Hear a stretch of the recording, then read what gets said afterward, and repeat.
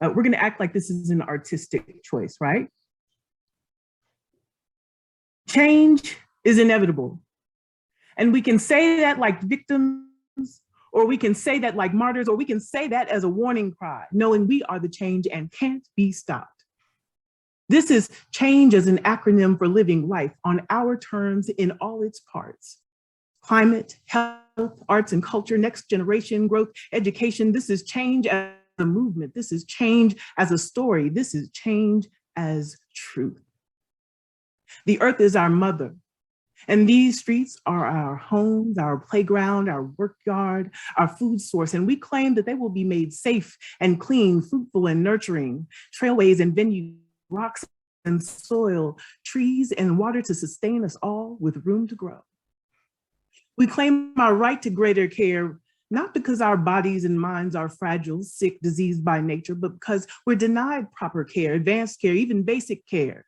Make room for our vast legion of secret healers. Our DNA holds resilience, but they never named that in the studies. Person to person, we make it real. Let's institutionalize that. And as we fight, we will forever glorify the earthly spaces we inhabit. We will occupy the heavens with song and dance and visual memory of our ancestors, our life histories, shared generational gifts that can't be gallery hung or film captured, marked with a plaque or praise. Seasoned gifts from Big Mama's Sunday table, and that incomparable flyness sports around her neck that she made from strings, shells, beads, and knowledge of self. And we're bringing babies to our meetings, y'all, slung on hips and knee-high to the next movement. Eavesdropping age is row-hoeing seed planting time, time to encourage independent thought in bold voices.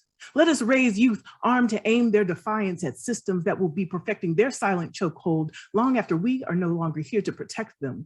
Teach them not only to cry out loud for freedom, but to run back for everybody who can't. Set them loose from this place to learn the world and make Memphis not just their foundation of familial love, but their first love and their first taste of power. Let them get high on that so they will come back again. Offer all possibilities and pathways and our companionship on the road. And while we're at it, let's just go and buy back the block, y'all.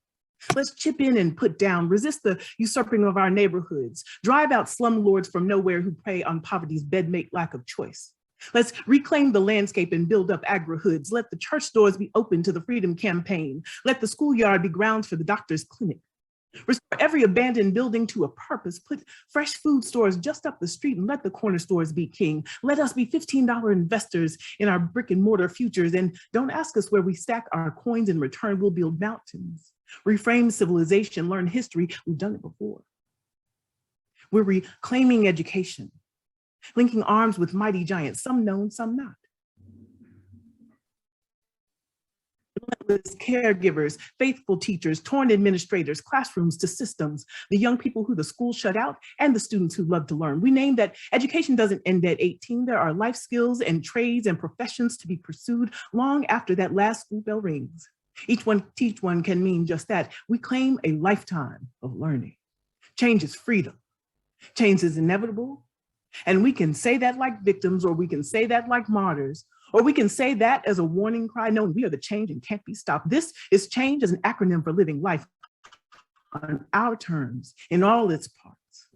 This is change as a movement. This is change as a story. This is change as a truth.